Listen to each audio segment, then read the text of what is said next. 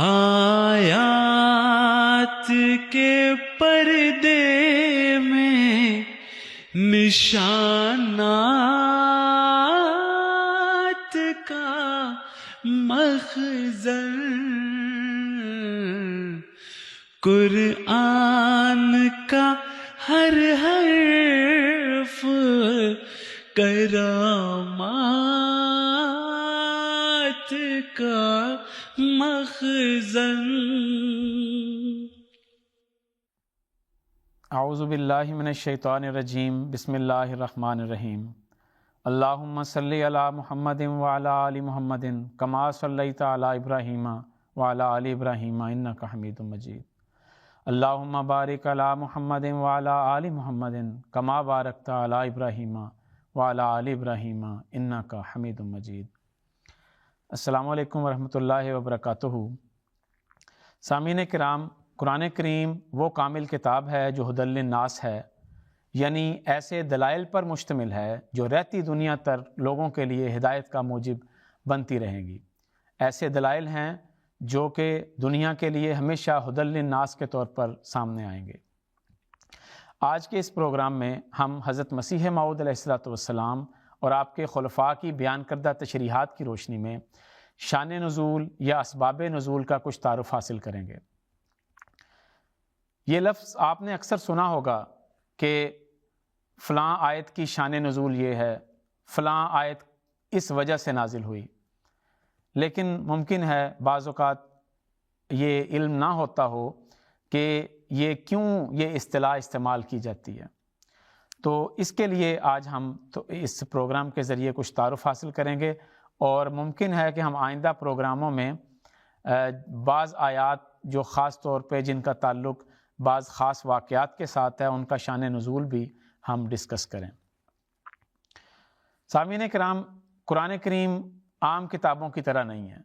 بلکہ اپنے صداقتوں کے ثبوت کے لیے بالکل کسی چیز کی محتاج نہیں ہے۔ قرآن کریم اپنی تفسیر خود فرماتا ہے، اس لیے مفسرین نے قرآن کریم کی جو تفسیر ہے اس کو کرنے کے لیے یہ ایک اصول نکالا ہے۔ آپ جو بڑا مشہور اصول ہے وہ یہ ہے کہ آیات القرآن یفسر بعضها بعضا، کہ قرآن کریم کی آیات جو ایک آیت ہے وہ دوسرے کی تفسیر کرتی ہے، اور یہ وہ بنیادی اصول ہے کہ جس کو حضرت مسیح موعود علیہ السلام نے اپنی کتاب برکات الدعا میں سب سے پہلے نمبر پر بیان فرمایا ہے۔ برکات الدعا وہ کتاب ہے جو حضرت مسیح موعود السلام نے سر سید احمد خان صاحب کے اعتراضات کے جوابات میں لکھی تھی، اور اس میں آپ نے اصول تفسیر بیان کیے ہیں، اور جن میں سے آپ نے 7 اصول تفسیر اس موقع پر بیان فرمائے ہیں۔ تو وہاں پہ آپ نے اس اصول کو خاص طور پر بیان فرمایا اور فرمایا کہ قرآن کریم وہ کتاب ہے کہ جس کو ایک آیت کو سمجھنا ہے تو اسی صورت میں ہم سمجھ سکیں گے جب یہ دوسری آیت سے اختلاف نہ رکھتی ہو۔ اگر کوئی آیت کا مضمون دوسری آیت سے مقابلے میں آ جاتا ہے یا اختلاف کرتا ہے تو پھر ہمیں وہ معنی کرنے پڑیں گے جس سے قرآن کریم میں اختلاف نہ ہوتا ہو، کیونکہ قرآن کریم وہ کتاب ہے جس کے بارے میں فرمایا کہ قُلْ لَوْ كَانَ مِنْ عِنْدِ غَيْرِ اللَّهِ لَوَجَدُوا فِيهِ اخْتِلَافًا كَثِيرًا، کہ اگر یہ قرآن اللہ کے علاوہ کسی اور ہستی کی طرف سے ہوتا تو اس میں اختلاف ہوتا، لیکن اس میں کوئی اختلاف نہیں ہے۔ اس لیے ایک آیت کو دوسری سے ہم نے جب سمجھنا ہے تو اس رنگ میں سمجھنا ہے کہ قرآن کریم کی آیات کا آپس میں کوئی اختلاف نہ ہو۔ تو یہ مثال صرف اس لیے میں نے دی قرآن کریم کی بیان کی کہ قرآن کریم فی ذات ہی واضح ہے، مبین ہے، اس کے معنی کو سمجھنے کے لیے وقت نزول کے حالات اور واقعات پہچاننے کی ضرورت نہیں ہے، لیکن اس کا کچھ حصہ ایسا ہے جو زمانہ نبوی صلی اللہ علیہ وسلم کے کسی واقعہ سے جڑا ہوا ہے، یا اس زمانے کے واقعے پر تبصرہ ہے، یا اس زمانے کی مثال دے کر آئندہ مستقبل کے لیے کوئی رہنمائی موجود ہے۔ اس طرح کی آیات کو گہرائی میں سمجھنے کے لیے وہ جو ان اسباب اور وہ حوادث اور وہ واقعات اور اس کا پس منظر جاننا ضروری ہے جو ان آیات کے پیچھے کار فرما ہیں۔ اسی بنا پر اکثر علماء کے نزدیک جو اصول تفسیر ہیں ان میں علم اسباب نزول کو بھی ایک خاص اہمیت حاصل ہے۔ چنانچہ علامہ جلال الدین سیوطی نے اپنی جو کتاب ہے الاتقان فی علوم القرآن، اس میں لکھا ہے کہ ایک مفسر کو تفسیر قرآن کے لیے 15 علوم میں دسترس ہونی چاہیے۔ وہ لکھتے ہیں کہ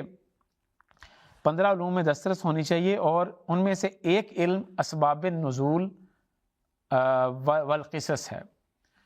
تو یہ انہوں نے بیان کیا ہے۔ تو اس وجہ سے بعض مفسرین اس کے اوپر بہت غیر ضروری طور پہ بھی زور دیتے ہیں، جس کو ہم ابھی آئندہ ڈسکس کریں گے۔ یعنی کہ ان کے نزدیک مطلب یہ ہے کہ جب آپ قرآن کریم کی تفسیر کریں تو آپ کو یہ پتہ ہونا چاہیے، آپ نے اس بات کو مد نظر رکھنا ہے کہ نمبر 1 کہ یہ آیت یا آیات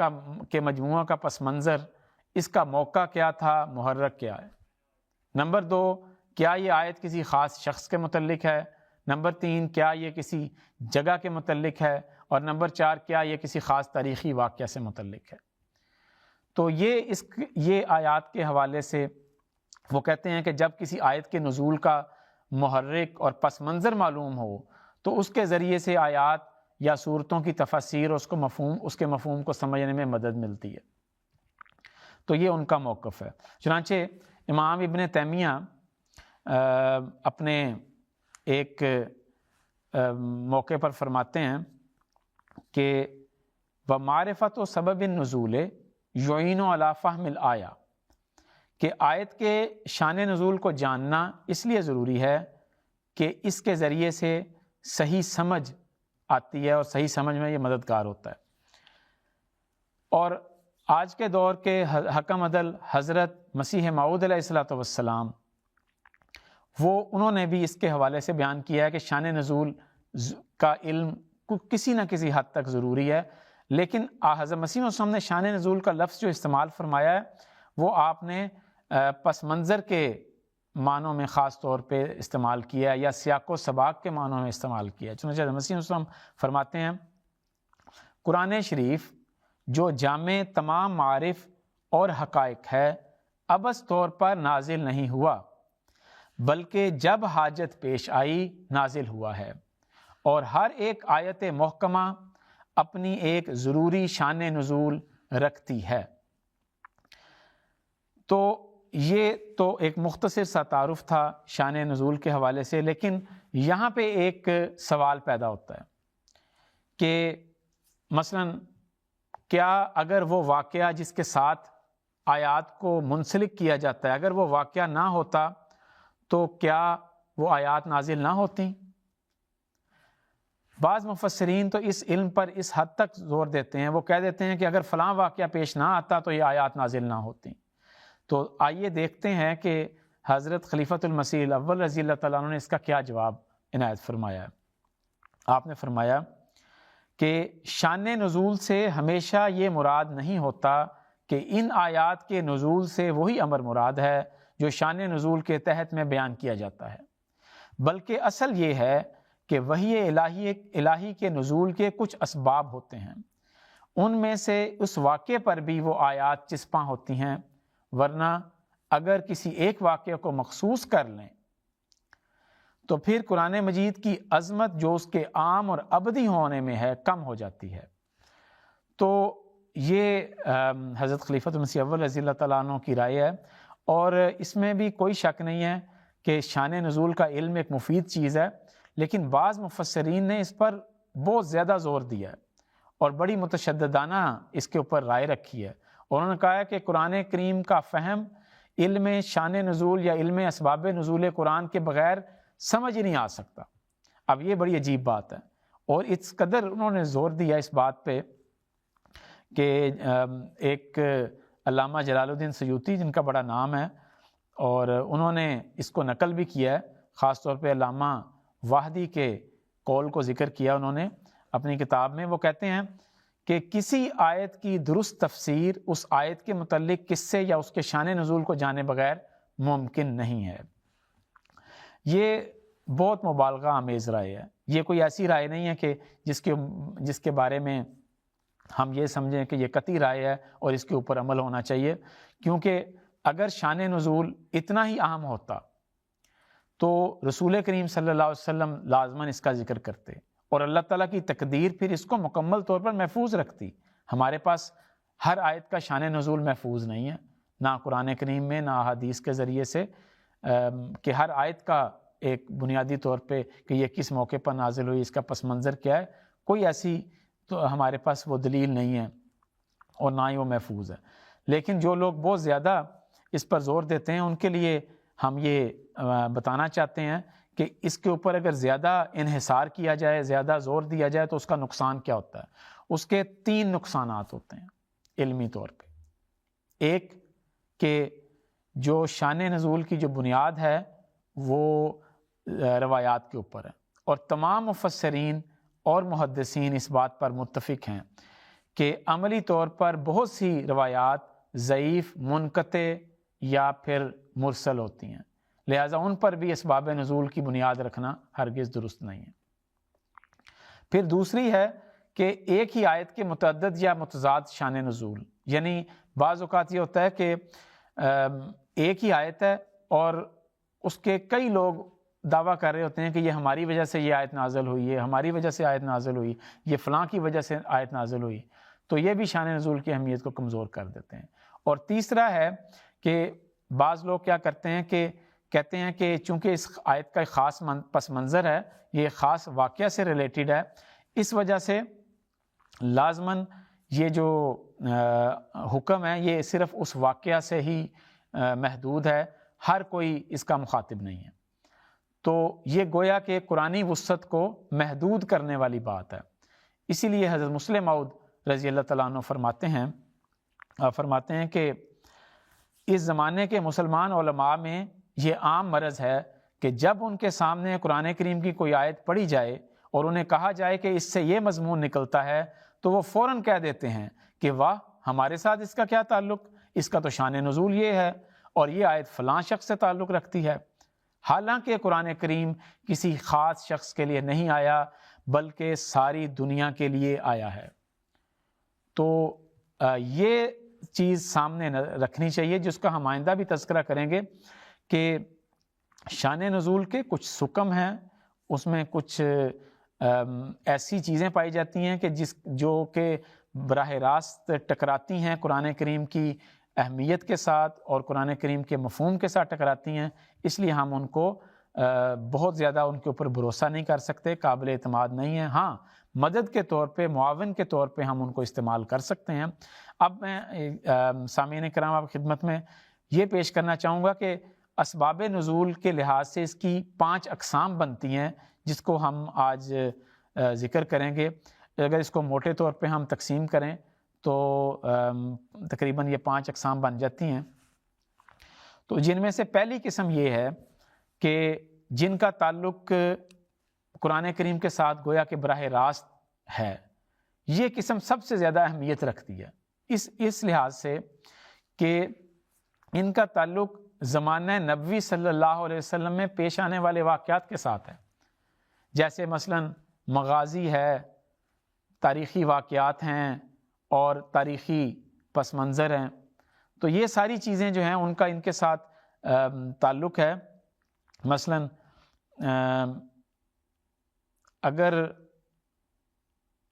اگر ہم غور کریں تو وہ جو واقعات ہیں جن کا تعلق خاص طور پہ قرآن کریم کی ان آیات کے ساتھ ہے جس میں غزوہ بدر، غزوہ احد، غزوہ خندق وغیرہ کا ذکر ہوا ہے، تو یہ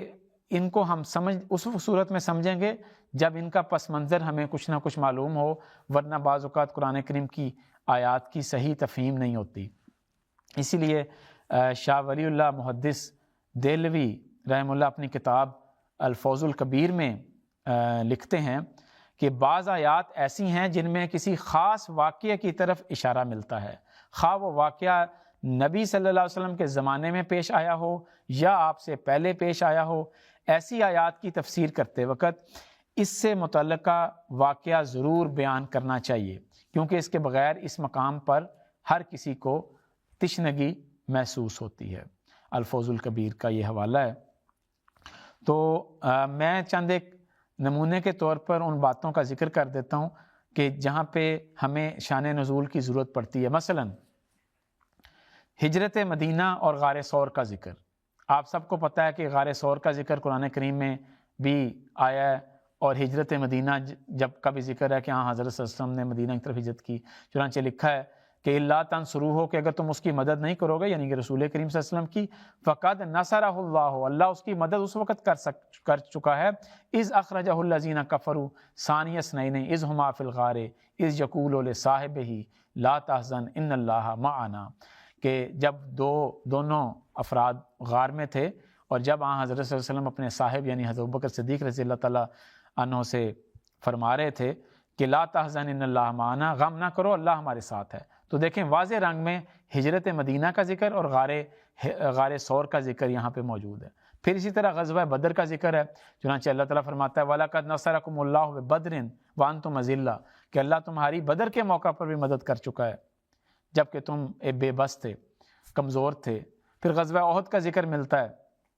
جس میں اللہ تعالیٰ بڑا واضح فرماتا ہے کہ ایک حالت تمہارے اوپر یہ آئی تھی کہ وَالرَّسُولُ يَدْعُوكُمْ فِي أُخْرَاكُمْ، رسول تمہارے دوسری طرف سے تمہیں بلا رہا تھا.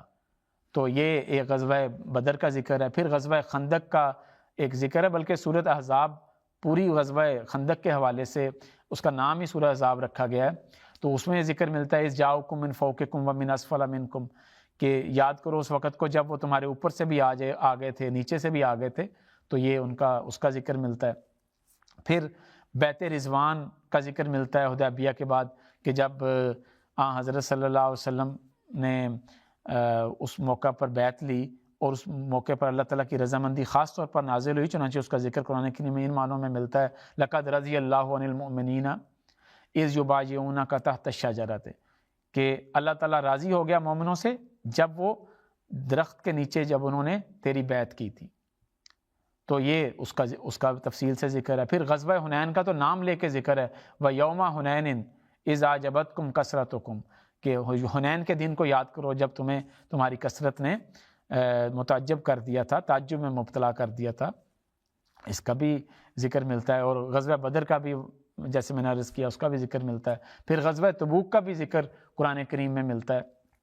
تو جس کو تبوک کا نام ساعۃ الاسرہ ہے جو قرآن کریم میں ذکر ہے، جس کا حضرت صاحب نے پچھلے دنوں خطبات میں ان ساری چیزوں کا جو میں نے ذکر کیا ہے تاریخ اسلام کا، حضرت خلیفۃ المسیح الخامس اید اللہ تعالیٰ بن عزیز بڑی تفصیل سے اس کا ذکر کر چکے ہیں. اور ابھی 2-3 خطبات تقریباً 2-3 مہینے پہلے ان پیچھے رہنے والوں کا بھی ذکر تھا کہ جن 3 صحابہ کو پیچھے چھوڑا گیا تھا، پھر اس کے بعد ان کی معافی کا بھی ذکر ملتا ہے. تو یہ ساری چیزیں ہمیں ملتی ہیں، ہمیں پتہ لگتا ہے کہ ان کا ذکر قرآن کریم کے ساتھ براہ راست ہے. تو یہ تھی وہ پہلی قسم جس کا ذکر موجود ہے. لیکن یہاں پہ میں ایک ضروری وضاحت ضرور کرنا چاہوں گا کہ یہ مقصد قرآن کریم کا مقصد یہ نہیں ہے کہ جب قرآن کریم کوئی واقعات بیان کرتا ہے تو گزشتہ واقعات سے ہی اس کے معنی محدود ہیں، بلکہ ان واقعات کے حوالے سے قرآن کریم دراصل امت مسلمہ کو سمجھاتا ہے کہ آئندہ آپ کا لائے عمل کیا ہونا چاہیے. تاریخی واقعات کے ذریعے سے گویا کہ یہ سمجھانا مقصد ہے کہ اگر تمہارے اوپر کوئی ایسی کیفیت آئے تو تم نے ایسے کیا کرنا ہے. اور یہ بھی ساتھ اللہ تعالیٰ اس مقصد کو بھی ظاہر کرتا ہے کہ اللہ تعالیٰ مشکل وقت میں اپنے بندے کی مدد کیسے کرتا ہے. تو یہ ساری چیزیں اس شان نزول کے ساتھ جو ہے وہ تعلق رکھتی ہیں. حضرت خلیفۃ مسیح رابع رحمہ اللہ نے فرمایا کہ قرآن کریم کی کسی آیت کا تعلق ماضی کے کسی واقعہ سے اس طرح نہیں باندھا جا سکتا کہ یہ آیت ماضی کی ہو کر رہ جائے. وقت کے ساتھ ساتھ قرآن کریم کا مضمون آگے بڑھتا چلا جاتا ہے اور ہر نئی صورتحال پر نئے رنگ میں اثر انداز بھی ہوتا جاتا ہے اور اس پر اطلاق بھی پاتا جاتا ہے. تو یہ تھی پہلی قسم شان نزول کے حوالے سے. جو دوسری قسم کی آیات ہیں ان میں یہ ہے کہ بعض لوگوں نے آیت نازل ہونے کے بعد یہ کہنا شروع کر دیا کہ یہ آیت میرے بارے میں نازل ہوئی یا فلاں واقعہ کے بارے میں نازل ہوئی. گویا بعد میں واقعات کو آیات کے ساتھ تطبیق دینے کی کوشش کی گئی ہے. اس لحاظ سے حضرت مسلم اور رضی اللہ تعالیٰ عنہ فرماتے ہیں کہ یہ کہنا کہ اس صورت کا شان نزول یہی ہے، اس کا مطلب یہ صرف اتنا ہے کہ اس واقعے پر بھی یہ صورت چسپاں ہوتی ہے، نہ یہ کہ اس واقعے کے بعد اللہ تعالیٰ نے اس صورت کو نازل فرمایا۔ پھر تیسری قسم جو شان نزول کی ہے وہ یہ واقعات ہیں جو یعنی کہ ایسی آیات ہیں جو آئندہ ہونے والے واقعات کے لیے بطور پیش گوئی ہیں، یعنی ان کا مصداق نزول آیت کے وقت تو شاید ظاہر نہ ہوا لیکن آئندہ کسی وقت وہ ظاہر ہوگا۔ چنانچہ تخریم سے رابع رحمہ اللہ تعالیٰ نے اس کے بارے میں بڑی تفصیل سے بحث فرمائی ہے، اور آپ نے فرمایا کہ قرآن کریم کی ایسی آیات ہیں جو آئندہ کے بارے میں پیشگوئیوں کی حامل ہیں۔ اور ہم یہ چند ایک مثالیں صرف مثال کے طور پہ آپ کے سامنے میں پڑھ دیتا ہوں۔ مثلا جو قرآن کریم کی آیت ہے جس میں اللہ تعالیٰ فرماتا ہے وَالْخَيْلَ وَالْبِغَالَ وَالْحَمِيرَ لِتَرْكَبُوهَا وَزِينَةً، کہ اللہ تعالیٰ نے گھوڑوں، خچروں اور گدھوں کو بھی تمہاری سواری کے لیے پیدا کیا ہے۔ وَيَخْلُقُ مَا لَا تَعْلَمُونَ، اور اللہ تعالیٰ آئندہ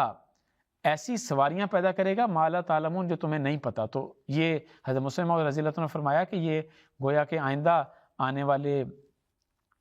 جو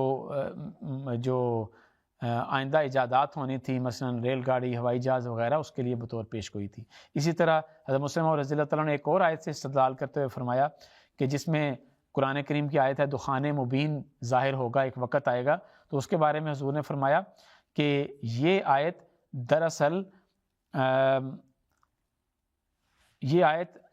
دراصل اس آیت حضور فرماتے ہیں کہ یہ الفاظ بتاتے ہیں کہ اس آیت میں ایٹم بم اور ہائیڈروجن بم کا ذکر ہے جن کے پھینکنے پر تمام فضا میں دھواں پھیل جاتا ہے، اور ان بموں کو اس وقت سائنسدان قیامت کا پیش خیمہ ہی بتا رہے ہیں۔ تو یہ بالکل ایک نمونے کے طور پہ میں نے ایک آدھی بات ذکر کی ہے۔ پھر اس کے بعد ہے جو چوتھی قسم ہے وہ کیا ہے؟ چوتھی قسم وہ ہے کہ جو لوگوں نے صرف اپنی طرف سے گھڑ کے روایات پیش کی ہیں، جو وضعی روایات ہیں، من گھڑت روایات ہیں، ضعیف روایات ہیں، یہ ان کو تو بالکل کسی طرح کا بھی انٹرٹین نہیں ہم کر سکتے، اور ان کو یہ ہمیشہ قرآن کے خلاف ہونے کی وجہ سے ہم ان کو ہرگز نہیں مانتے۔ پھر پانچویں جو قسم ہے وہ رہ جاتی ہے۔ پانچویں قسم آخری قسم ہے جس میں گزشتہ انبیاء کے واقعات بیان کیے گئے ہیں، بعض روایات میں گزشتہ امتوں کی خبر دی گئی ہیں۔ تو یہ اس کی بھی آگے پھر دو قسمیں آ جائیں گی۔ ایک قسم تو یہ ہے کہ جن کا تعلق واقعی پرانے واقعات سے ہیں، اور جن کے بارے میں فرمایا آن صاحب نے فرمایا حدثوا عن بنی اسرائیل ولا حرج، کہ بنی اسرائیل سے آپ جو واقعات ہیں وہ لے لیا کرو، لیکن صرف وہ والے واقعات جن کا قرآن کریم کے ساتھ تعلق ہے۔ اسی لیے قرآن کریم میں اللہ تعالیٰ یہ جو چوتھی پانچویں قسم ہے اس کے بارے میں فرماتا ہے کہ اِنَّ هَٰذَا الْقُرْآنَ يَقُصُّ عَلَىٰ بَنِي إِسْرَائِيلَ أَكْثَرَ الَّذِي هُمْ فِيهِ يَخْتَلِفُونَ، کہ قرآن کریم بنی اسرائیل کے سامنے وہ باتیں بیان کرتا ہے جن میں وہ اختلاف رکھتے ہیں۔ تو گویا کہ جو اختلافی امور ہیں اس کا ذکر بھی اس کے تحت آ جاتا ہے۔ اس لیے ایسی روایات جن کا تعلق اختلافی امور کے ساتھ ہو اور جو قرآن کے مطابق ہوں ہم اس کو لے سکتے ہیں، لیکن ایسی روایات جو کہ قرآن کے خلاف ہوں گی، جو اسرائیلیات کہلاتی ہیں، یعنی کہ جو واقعات بنی اسرائیل کے حوالے سے بیان شدہ ہیں، ہم ان کو ہرگز بھی اس قرآن کریم کے خلاف ہونے کی وجہ سے ہم اس کو قبول نہیں کرتے۔ تو یہ ایک مختصر سا تعارف تھا، اگرچہ اس کے اوپر ہم اور بھی گفتگو کر سکتے ہیں بڑی تفصیل سے، لیکن چونکہ پروگرام کا وقت اب ختم ہو گیا ہے تو یہ ایک تعارفی اور ایک پروگرام تھا، اور ہماری یہ خواہش ہے کہ ہم شان نزول کے حوالے سے بعض آیات کو دیکھیں کہ دیگر مفسرین نے کیا بیان کیا، اور ہمارے خلفاء نے، حضرت مسیح موعود علیہ السلام نے ان کی کیا تشریح فرمائی۔ تو آئندہ ہم کوشش کریں گے کہ ان آیات کے حوالے سے بھی ان کا تذکرہ کریں۔ تب تک کے لیے اجازت دیں۔ وآخر دعوانا ان الحمد للہ رب العالمین۔